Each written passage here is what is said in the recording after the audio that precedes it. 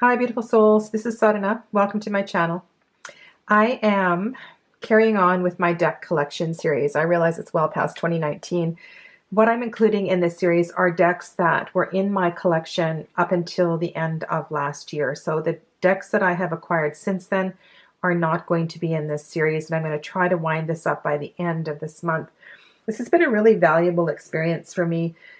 I tend to pack up a bag and go out to do different readings, different locations, different people. And sometimes I wonder why I put certain decks in my basket. Sometimes it's just intuition.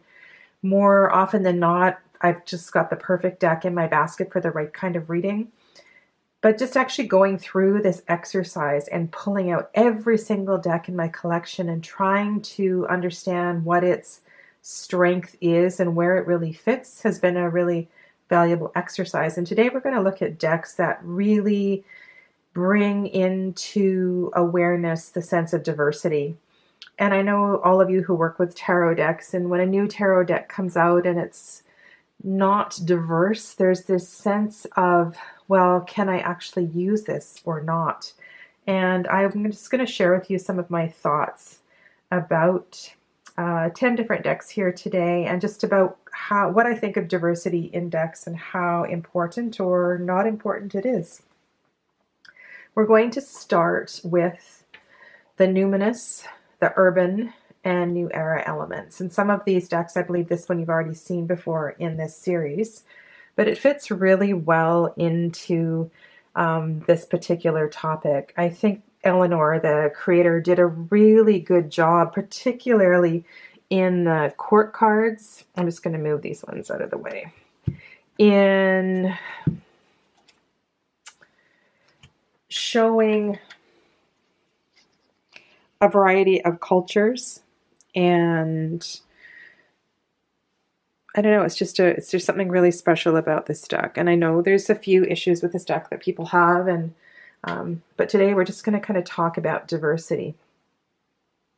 So when I talk about diversity, I want to make sure that I see a variety of cultures, not just one particular type of culture. So if a deck is all Asian or all white or all black, that's not a diverse deck. I'm looking for a deck that has a variety of ages and a variety of socio-economic demographics, a variety of demographics. So different types of occupations, different types of pastimes. This one uses Abraham Lincoln as the emperor. And I know this card is done really well in a lot of different decks, but to use a statue here is another thing that kind of adds, I don't know, it's a different layer. And some of the other decks that we're looking at today do use statues as well too. Really stunning Empress card in this deck. She is just full of energy and life, and I love the fact that she's sitting on the earth, and in the background we see the her home perhaps, and the rough stone construction, mud perhaps. In the suit of earth, in the court cards, we have very European looking figures. This one to me reminds me of Malfoy from Harry Potter. And to see a variety of ages. And here we don't know where this elderly gentleman is moving towards, but he's very much, this reminds me of a walking meditation. And just to understand the level of contentment that is within his being as he takes each of his steps. It's really beautiful. I think that hermit experience can happen on many, many different levels. Gorgeous mother of air, daughter of fire. So we have Pacific nations, I believe, represented here, and then we have African nations in the fire suit.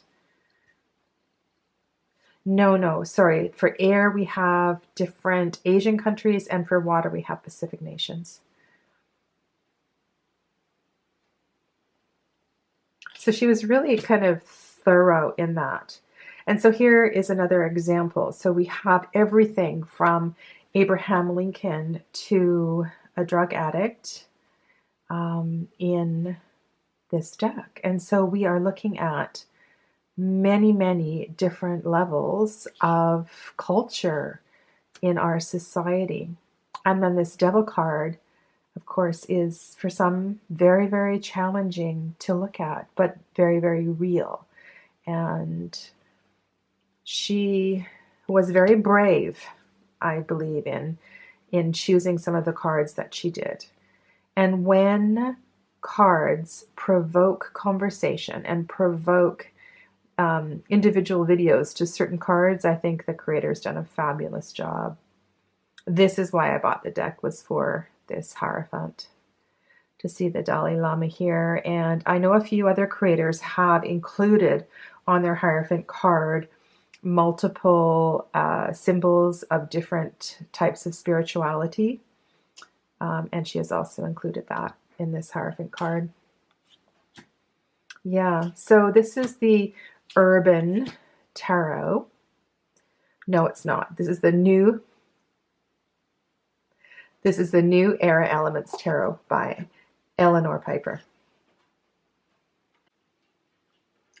This is the Urban Tarot by Robin Scott, the 2019 version that came out by US Games. And I really can't say enough about this tarot deck for its tremendous diversity. This is also a Thoth-based deck like the previous one I showed you, New Era Elements.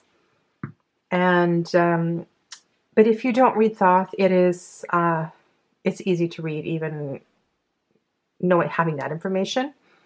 So we have a tremendous range of body types and body sizes, which is really nice, as well as age, ethnicity, demographics, socio-economic situations,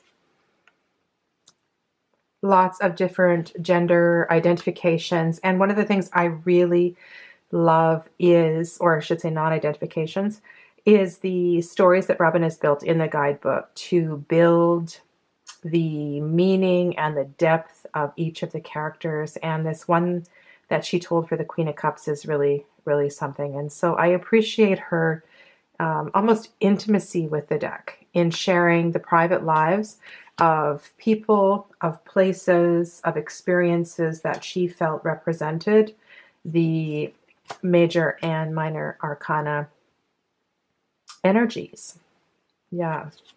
So I know some people have a challenging time working with this deck. There's certain images that are, well, let's just say challenging. And when a deck speaks to you in that way, I really feel that it is worth your energy to spend some time with it and to really deeply inquire into what is it about that particular image that makes me feel uncomfortable. Love this Eight of Wands as the bicycle courier. So yeah, so that's the Urban. The third deck in that first group is the Numinous, and I feel that this one does an equally good job with diversity of culture, body type, race, age, just on so many levels. Love the Six of Tomes here, Six of Pentacles. We have these little free libraries in the community where I live, and I just really relate to this card. I am very impressed with the way it connects with so many people. And this is one of the few decks where we have varying ranges of abilities and disabilities as well too. So that's lovely. I'm going to speak to this card tonight. So January 16th, 2020, you might have to go back. So my regular Thursday night live chat, and just kind of share my thoughts on this card where I'm discussing the wands. So tonight we're going to go from 8 to King, but this 7 came up in a conversation, and I'm going to going to speak to that. So we even have, not all humans, we have mer people here as well too. So that's pretty special.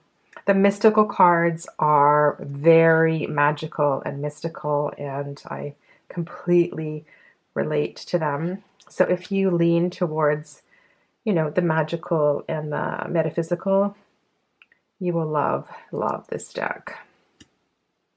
And I think it would be really nice if we didn't have to speak to diversity, and diversity was just a natural way that decks were designed and that communities and cultures were. But I think we're getting close, but we're still at the point where we need to support decks that are conscious. And this one most certainly is. These next three decks also do an excellent job in the diversity department. This is the Fountain, Spirit Within, and Luminous Soul, which I have trimmed. And the stack looks a little bit short because I've pulled several cards for a video that I am preparing. The beauty of the Spirit Within is that all of the figures, the animals as well, are in silhouette, as is the scenery. So the identification is completely left up to the perception of the reader or the querent. And this makes for a tremendous flexibility in who you're going to use these cards with. When I'm doing readings for young men or men in general, I find this deck works really, really well. Or if people are not entirely comfortable with the tarot, they've never or they've seen a more traditional tarot deck, that this one feels actually quite comfortable. And the details of the scenery take quite a range of locations as well too, which is really great. I know the Luminous Soul's been given lots of credit for its diversity, and I completely agree. As far as ethnicity goes, body shapes and sizes. It's really very, very intriguing. And this is one of those decks where you really need to take your time because there are a lot of details in every single card. I think at first glance it looks quite close to an RWS clone, but I feel there is a lot more going on in the background. So it's one of those decks that it's worthwhile taking your time to get to know. And I know some people comment on the odd shapes or the way certain people or faces are drawn, and I think it just kind of makes for the unique flavor of this deck. It's like no country has been left out of this deck. Yeah, so that's the Luminous Soul. And then over on the left is the Fountain. This is a deck that I am completely changing my mind about. When I first got the Fountain, I felt it read very cool, almost flat. And I felt that a lot of the choices of scene I didn't connect with, I wasn't able to read. And perhaps that was because I love this one. I call this my Shirley Valentine card with the, anyway, it looks like Shirley Valentine as the Empress.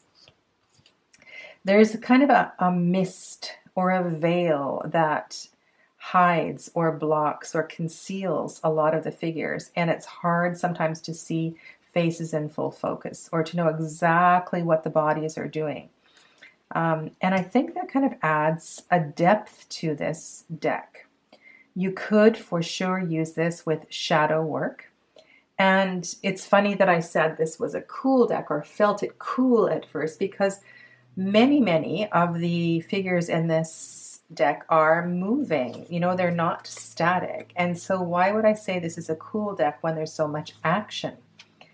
It really has been a shift for me coming back, and I plan to be working with this deck more in 2020 and using it for client readings and doing a bit of work myself with this deck to try to reconnect and find its heart, because I think it does have a very, very powerful heart. This Queen of Coins is stunning, and I love the contrast with the cards. It's really nice in a layout when you have cards that have this kind of darker energy as opposed to this, I call it misty energy, the light cards. Yeah.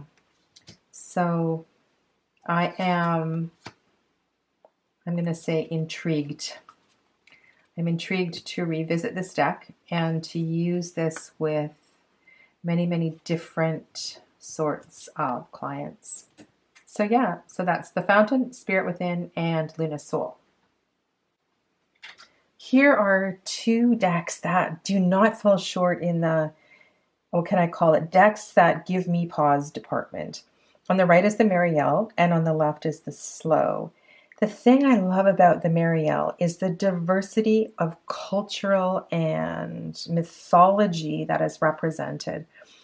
I love that her cards take me to reference books, to Google, to the library, and allow me to explore the mystery and the background and the teachings and the universal teachings and I don't know, it's just, this death card is so beautiful. I want to know what the symbols are, and I want to sit and walk into the worlds in every single one of these cards. And I love that Mary White has given me this opportunity to very slowly explore all of the peoples represented in her cards. It's truly magical. Yeah, I just appreciate this deck so much. And so more than being a shadow deck, I find it a deck of connection through the ages because of its diversity. The Slow Tarot is really aptly named. It's one of those decks that just takes time to see all of the details in every picture. And Lacey Bryant did such a good job with the diversity as well. And so that makes this deck accessible for so many different kinds of querents, clients. And I find it's one of those decks where people look at the art, they look closely at the faces of the people in the cards, and they kind of go, ooh, you know, like there's this level of connection that's really, really powerful. In the foregrounds, in the backgrounds, in the faces of the people. And I find that a lot of the figures, like this one here, this knight, they are in deep, deep reflection. And I really like that. I'm going to do a whole video in the not too distant future on this deck. But I wanted to include it here in this Decks of Diversity because it definitely deserves credit for being a diverse deck. The last two decks I've chosen in this category are the Everyday Enchantment and Textured. And if I had to give a top three in this category, I would probably include these two as well as the Numinous for their range of inclusion. These are both fabulous decks for that. For everything that everything I've talked about so far. This is just fantastic, fantastic world card. And I find that clients really respond to both of these decks. This Queen of Pentacles is just absolutely amazing. It's another one of those decks where people look at it and they just want to stare at the cards. Just so beautifully done. Lisa McLaughlin is just, I don't know, she really did something special with this deck. At first, I didn't like this Lover's card, but I've come to really appreciate the weaving together of these two bodies. It's not really clear where one starts and the other ends, other than the color of the skin, but just the way they're sitting, it reminds me of, when I teach this card, it's about really finding the balance and the beauty and the completeness of the whole soul. It's not necessarily about two people. So Lisa did an amazing job. This Hermit card is just so fantastic. And then very, very different deck over here on the left. But again, we have this range of everything from people on the street to, intellectuals, lots of different kinds of abilities and disabilities, like a full range. And the range of culture is so impressive. I love this card. This is the one that was featured on the box. It's just so amazing. And this Lover's card is absolutely priceless. As far as I know, this is, now correct me if I'm wrong, at least in my collection, I do not have another deck that has a person with Down syndrome. This is the only deck that has included something like that. Yeah, the mad hair dresser, the mad hair stylist. There's a few cards in this deck that I find a little difficult to work with. And so it's really important to kind of get lost in the image or pick the part of the image that is really speaking out to you. Yeah. So those are 10 decks that I selected for their diversity. So I would really appreciate it if you let me know what you think of my choices. And as always, I look forward to chatting with you in the comments. Stay well, my friends. Namaste.